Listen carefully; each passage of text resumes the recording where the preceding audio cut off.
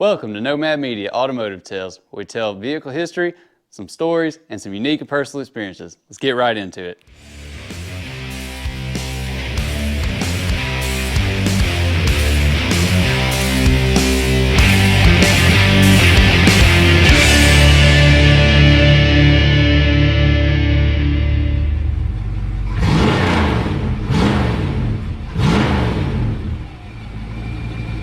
So today we have Ricky Humphries, and he's going to be telling us about his '69 Dodge Charger. Let's get right into it. Ricky, tell us a little bit of history about this. What makes this, what's your interesting things about this car that you really love? Well, how this car came about was our son was about 14 years old, and I was asking him one day, I said, son, I said, when you get your permit or your driver's license, what kind of car are you going to be interested in? And he said, a '69 Charger. And I thought, I'm thinking about a Honda or something, something that'll get some fuel mileage. And I told Susie, I said, my wife Susie, I said, he'll probably change his mind. I mean, he's 14. And every time I asked him, '69 Charger, that's what he wanted. So we started looking for one and looked for probably several months of trying to locate one. And I was out down close to East Boga one day, and two brothers that I know or knew had a car lot, but they always flew with Dodges and Camaros and everything. So I stopped by, and one of the brothers was there, and I said, Jerry, I said, does Lige have any Dodge Charger? He said, yeah, I believe he's got one. I said, well, where's it at? He said, it's over there at the body shop. They're fixing to paint it. I said, well, tell me where it's at. I want to go look at it. Well, I get over there to where the Charger was, and that thing was sitting in there, and you couldn't walk around it hardly. I don't know how they intended to paint it. And they was going to paint it that lime green color. And I said, are y'all going to paint the door jambs and under the hood and all that? He said, if we have enough paint, we will. I said, I said, don't put any paint on it. I said, I'm going to buy the car from Lige. Don't paint it. It wasn't ready to be painted, but for the shop that it was in, it was just a little garage in the house.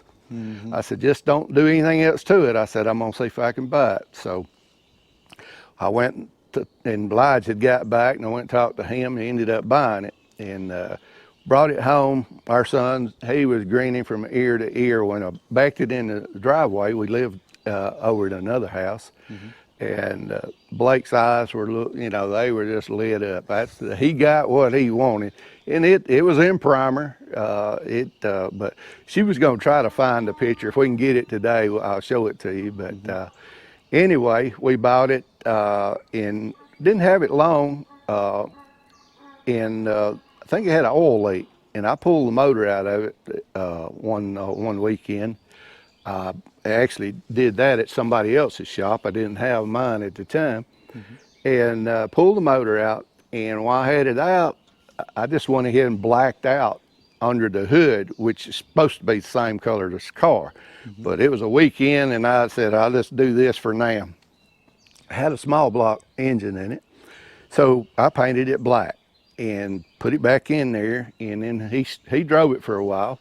Well, he actually didn't drive it because he wasn't old enough, but he rode with me a little bit, and then we ended up carrying it to Austin's body shop in Oxford. Went to school with him, and they're the one that painted it, and it took them probably about a year and a half to get it done. Ooh. And so got that down, and it was close to time for his get his license and all. And so we gave it to him for his 16th birthday. And I tell you, that's a 16-year-old driving this car is got to be one nerve-wracking for you. But, well, you kind of figure, well, he's gonna tear something up on it. But believe it or not, this car was painted in '97, I believe. He drove it through high school, and it still looks like this. I mean, he took care of it like nobody's business. I mean, he would turn on the signal going out the driveway to get in the road, but he never hot rodded or anything. Well, in 2012, I was out of work, had shoulder surgery, and he wanted to build a big motor for it. Hmm. So I got a friend of mine, Danny Leatherwood. Him and I built it's a 520 cubic inch stroker motor. It's got roller rockers, roller lifters, and everything in it. And I said, this right here would be some kind of wicked for somebody that's been driving a small block that didn't even hot rod it. So that's what it's got in it now. It's the 520 stroker engine, and it's got the 3-speed automatic torque flight and Hmm. 323 posi in the rear. Oh yeah, so this thing will really get up and go if you want it to. Like Yeah, it's. it's pretty wicked. It really is. But I'll tell you a funny story about it, and I may be out of line. No, you're good. When we built the engine, Danny, he works on cars at his shop. He's a Dodge man. Hmm. So he, like I said, he had the ring file thing to file the rings, and he helped me put the piston stuff in it, and I finished it up. And I had it completely together, everything together, and called him and asked him if he'd come help me put it in. Well, I got a lift in my shop, and when I work on a Dodge, I come out the bottom with the motor, transmission, and everything. You don't have to, if you got a lift, you don't have to take your hood off. None of that's got to be adjusted or no chance to skin it. Hmm. You can just take it loose. I can leave the radiator in and take the 4 bolts in the cross member or the K-frame and 4 on the cross member on transmission and and just take the lift and raise it up off of it. Hmm. So I'd already taken it out and we got it together, and he came up, was gonna help me put it in. Well, we roll. I had it on the rollers and everything, and we rolled it under the car. And I said, if you'll work the lift, I'll, line it up. So he started down the lift, and in about 20 minutes, I had it in. And he shook his head. He said, damn. He said, I've been doing this for 20 years. I've never done it like that. But the thing about it, when you do it that way, it's got it's got the motor, the transmission, headers, torque converter bolts, Hmm. starter, fan belts, air conditioner. Everything is on it. You don't have to lean over your fender working on it. Hmm. Once you get it in there, take the shroud, slide it over the fan. You already left the radiator in it. Yep. Come right up through there. I mean, it's just, if you do it another way, it's probably because you don't have a lift or you've never seen it done that way. But when I built them from the factory, they came in from the bottom too. Yeah. And so that's the easiest way. I think most modern cars are done that way too. Even not just Chrysler products. Right, Like it's most modern cars come in from the bottom. They don't go in through the hood right, because everything's already assembled with it. right. So, but anyway, we got the thing in, and I got it where it cranked. And but it didn't have any exhaust on it, just the headers on it. Hmm. And this thing has got 3-inch mandrel bend exhaust all the way out with chambered mufflers, resonators on it. Hmm. Haven't seen one like it or sounds like it. But anyway, I got it on. Blake was working at Anniston Army Depot, and he came home one day, and I told my wife, I said, just be down here at the shop when he gets here. Well, he came down there, and I said, son, get in there. I said, I'm not getting any fire out here to the coil. I said, turn the switch on. So he gets in there and turns the switch on. I said, all right, hit the starter. Well, he hit the starter, and that thing cranked up. And his eyes looked like saucers. He could not believe it. It was just, I mean, it just blowed him out of the frame. And that was the funniest thing, to see the expression on his face when that thing cranked. I can only imagine being the actual like owner of a car like this and it being the first time they're hearing it. I mean, I've been at many car shows with you, and just when you crank this thing up, everybody's eyes light up. Yeah, It's like it's unreal, but I can only imagine if it's like, oh my God, this is my car. yeah. Like, It's it sounds different from anything I've heard, and like I said, it's got different exhaust on it. hmm.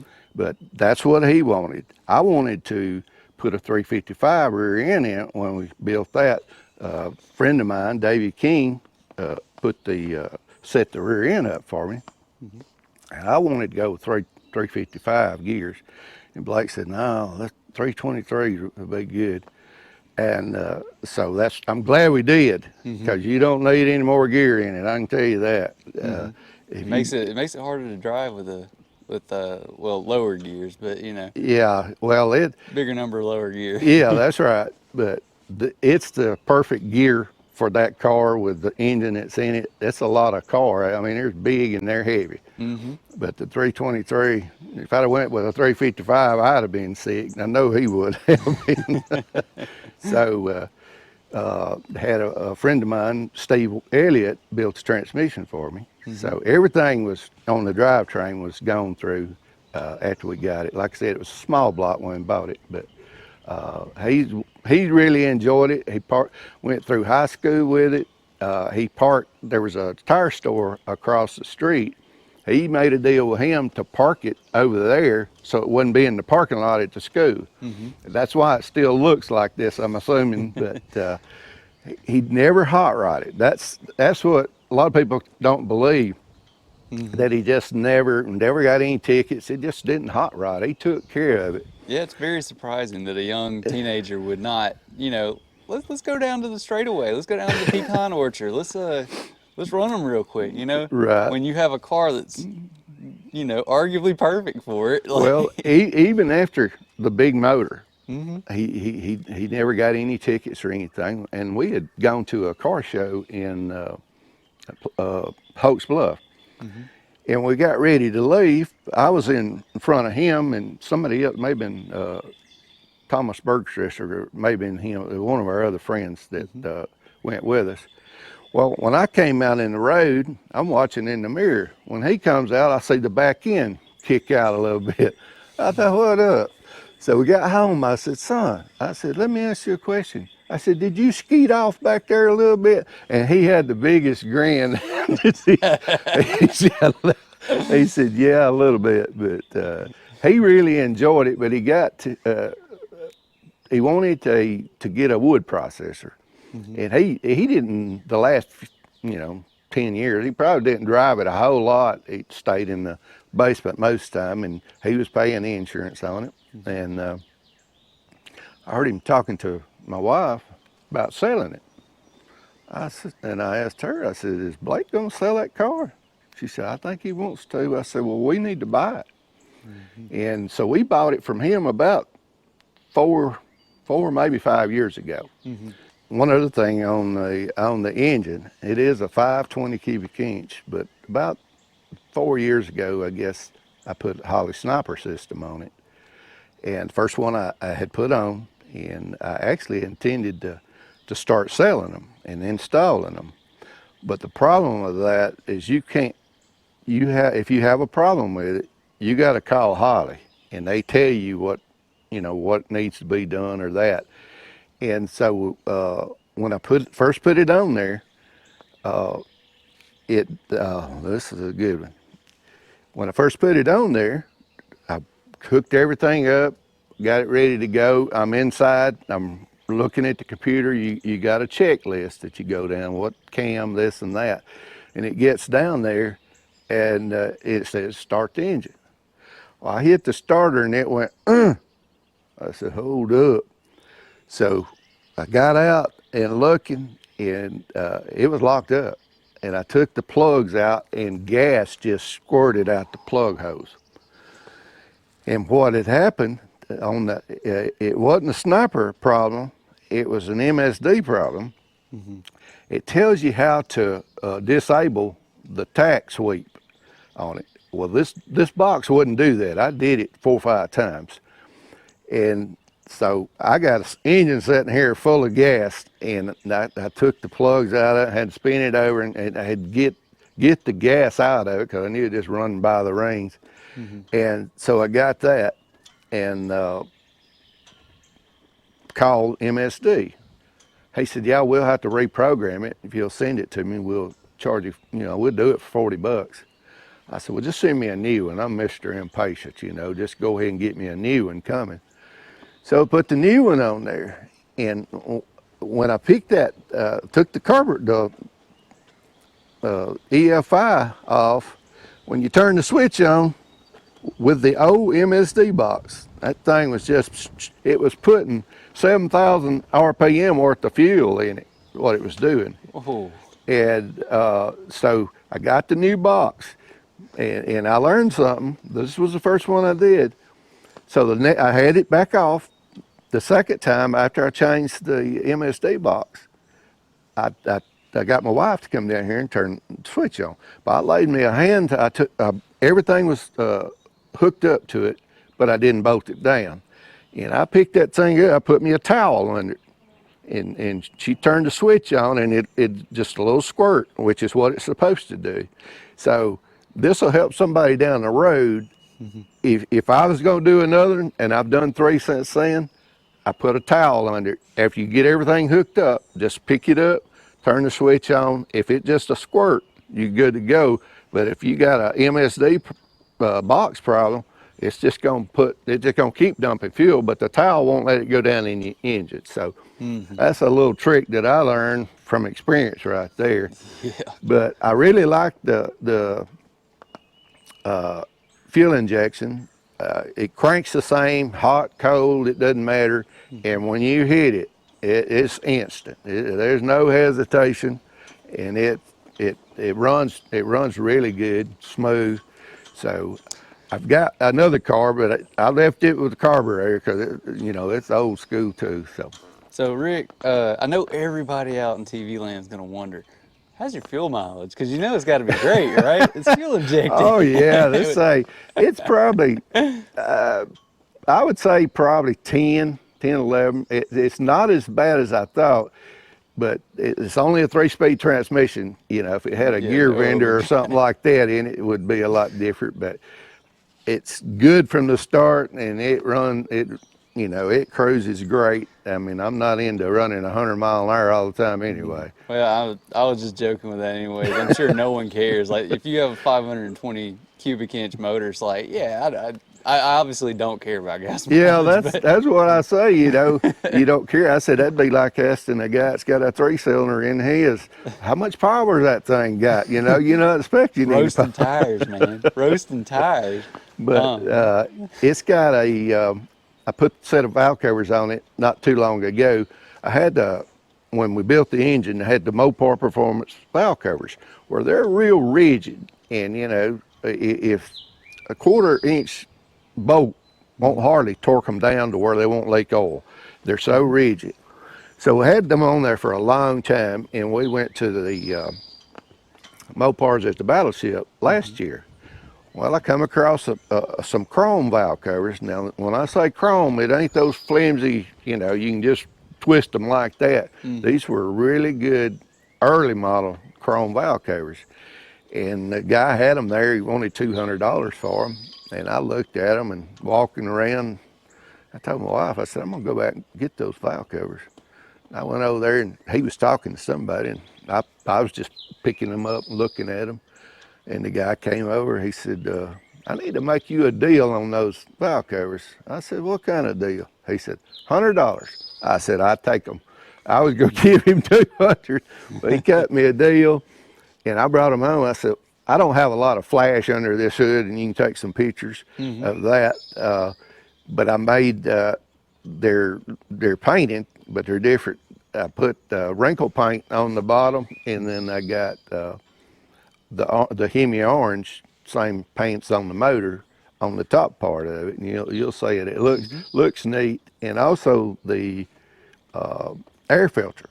I made the air filter on both cars, and I've got some extra ones. If we have time, we can take a look at those yeah, we'll that I get some made. pictures. And I don't I don't have a bunch of flash under any one of my cars under the hood, but it is neat. It's wired, the way the wires are run, everything is neat, and I think I get a lot of points for that. You know, a lot of people like chrome, and there's nothing wrong with that. But you better have a whole bunch of cleaning stuff if you have one. It's But hard. It's harder to keep clean. it's harder to keep clean, but The but so with how much custom is on this car, like, cause I mean, you've owned it for 25 years, 26 years. Like, Yeah. with how much you've customized this car, what is your like, what's your favorite modification that you did or personal touch? What's your favorite? Well, the when we got the car, it was a '69, must have been early '69, and they had put, and I'm sure from the factory, they had put a '68 grill and a '68 console, which is different. Hmm. And Blake wanted a '69 grill, and so another friend of mine, Jerry Hudson, he was going to Georgia. He had found a junkyard that had, in one corner of the junkyard, had Mopars. And he'd been up there a couple of times, and he wanted me to go with him. He was looking for a radio. So we get up there, and he found the radio he's wanting. We found a '69 Charger. I'm telling you, the termites weren't even holding hands anymore. This thing was rusted out, but it had a good grill, had a little crack in it. So I go back over there, and I'd already checked on one that somebody else had already rebuilt, you know, and they was about $2,700. I thought, golly. So I went over there and asked the guy that owned the junkyard. I said, how much you want for that grill? I said, all I need is the plastic part. He said, I'll take $200 for it. And it took us probably 3 hours to get that thing out because everything was so rusted. Well, didn't have the diaphragms and all that to work the electric headlight covers. So there was two little brackets on it, and we got up to the junkyard, and the guy said, I thought you only wanted the plastic parts. I said, well, these are so rusty I couldn't get them off. They wasn't any good. He said, well, how are you going to get it off when you get home? I said, well, I'll take a die grinder when I get home. He said, we got die grinders back there. Leave those brackets here. I mean, it was a real jerk, but I knew I was getting a steal, so I didn't say nothing. I went back there and cut them off. But anyway, I redid the grill, and it looks like brand new. And so me and the wife was going to buy him the trim that goes around it. You know how much that was? $500 for the trim, and so got it, and it looks like a '69 now. So Yeah, nothing about a Charger seems to be cheap these days. oh, So there's it's, nothing about any of them you can build, well, and yeah. Dodges are harder to find parts for. There wasn't as many of them. Yeah, well, there wasn't as many, and there's a bunch of them that was wrecked, and Yep. they didn't worry about the rust protection because they figured you was gonna wreck it before, before it rusted out. Right, right. So, Rick, since you've bought this car, you've owned it for about 4 or 5 years. What have you done in it? Like, because I know you're talking about your son didn't hot rod it all. What about you? Have you hot Well, rodded it? Blake still owned it when he put the motor in, the big motor in, and he had gone to Florida, and Jerry Hudson, the guy I always go to the car show with, he'd gone to a cruise-in out there, and I was having trouble with a starter on it. This the second brand new one that I'd already put on it after I built the motor. And another friend of ours had a '69 Charger, and he was over there. And so Jerry called me and wanted me to bring the Charger over. I said, well, if it'll crank, I'll be over. I said, but I'm not turning it off because I don't know if it'll crank when I get, ready to go. So I don't want to turn it off. And so I went over there. Well, he met me at the entryway. So he got in. He said, uncap the headers. So I uncapped the headers and just went around the Sonic there, and it was getting a lot of attention. And I'd never got on the car. And so out here on 431, and it had, I told Jerry, he said, get on it. So I got on that thing, and I'm telling you, you better have both hands worth of steering wheel. That thing was just light the tires up first, second, third gear. It quit spinning when it got in high gear. And I thought, good gosh. So I go down to the red light, turn around, I did it again. I told Jerry, I said, I've got to get this thing home. I'm going to get me a ticket. I said, don't tell Blake what I did on this car. But I don't hot rod it again, a lot. I don't jerk and snatch and burn tires on it Yeah. because I just bought a set of tires for my Challenger. They was $900 and something for BF Goodrich tires. So Hmm. uh, It's just a cruiser. It's fun cruising it's for you. fun cruising, and the sound of it, is it draws a lot of attention. And even after 26, 27 years of being, or 26 years of being painted, I still get trophies, and Hmm. it still shows good. I mean, it's some Yeah. wear and tear on it, and no doubt about that. But it runs good, shifts good. Everything about it runs good. A lot of people have trouble with their motor running hot or whatever Hmm. when you build them. But I got to say, I've got two that never has pushed any water out. This one's got the regular fan, and it's got two pusher fans on the front of it. It is an air conditioner car, Hmm. and so that's a thing that a lot of people have a problem with when they, when you build one, is getting it to run cool. And you think, well, how did they run cool from the factory? But most people's done a little more than factory, you know what I mean? When we carried the car to get it painted, we carried it to Austin's body shop. Like I said, it's a friend of mine. Hmm. Got it down there, and they got to work on it. But they worked their insurance jobs in like all the other body shops, so it was down there a while. And I had people ask me, "What color are you gonna paint it?" And I told them that or what kind of paint we were gonna use. And I said, "Well, I think he's using Sherwin-Williams." And they just kind of turned their nose up at that. Everybody was using DuPont and the other brands there. And I said, well, I think he's going to use that.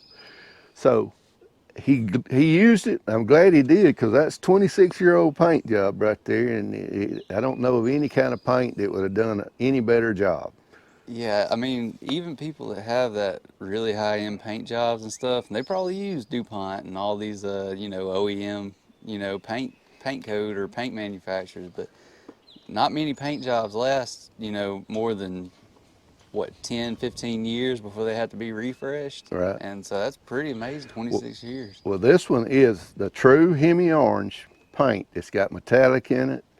Now, my other car is going to be Hemi orange, but it doesn't have metallic because they changed from 69 to 70. Well, that's a story for another time right All there. So, right. but, Rick, this is an amazing car. Like, I mean, I'm a Charger guy, so I love it. Like, I absolutely, and I know you, so it's like I love it because I know about the car too. It's amazing. Like, people hear 520 cubic inch and eyes go wide. It's like whoa. And but even so, you put that big of an engine in a already amazing car, and then you get like the story you have with it where your son wanted it at 16. A 16-year-old wanting a classic car as his daily driver, unheard of these Right. days. But it's just an amazing story. I'm glad you took the time to sit down with me, and I want to thank you for it. Like, you know, these stories, I want them to live on forever. So it's like that's kind of the point here, and I want to thank you for talking to me, man. Like, I definitely appreciate it. You're welcome. Taking the time. As you can tell, I enjoy talking about it too. Of course. It's not just my car, but it's the '69 Charger. It's probably the most recognized car, Hmm. in the muscle car area, probably because of the Dukes of Hazzard. Dukes of But Hazzard. What was the other show? anybody sees a '69 Charger, they know what it is. I mean, They do. that's a good piece of there. They really do. Let's get into hearing this car. I know everybody wants to, so we're gonna move right on into it. Okay.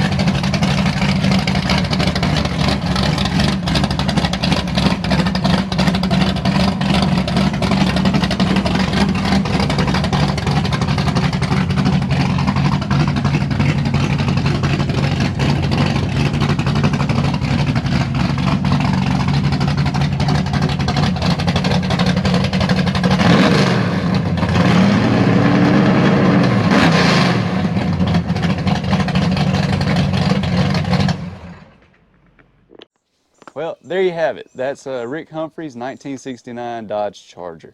I mean, it's a beautiful car. Like, not like his 16-year-old drove this to high school and it survived. Thank goodness. But it's awesome. It's an awesome story, man. And I want to thank you again for giving me some of your time to talk about it. Is there anything you'd like to tell the audience that may be watching out there? Well, classic cars is a big deal everywhere, but it's a big deal around where we live. There's always a car show, usually on Saturday or Sunday or Friday night. First Friday in Gaston is a big deal. If you like old cars, that's where you need to go on the first Friday of every month. We're always there. I'll care one or the other. But I appreciate your time that you spend, because younger people don't seem to be real interested in, or a lot of younger people interested in what we got. And once we die off, the cars are going to die off. So we need to keep it in the forefront. Yeah, that's a scary thought. But with that, man, I'll see you in the next one. How about that? Because I'm about to trip up on my words here. But we'll see you in the next one. Peace.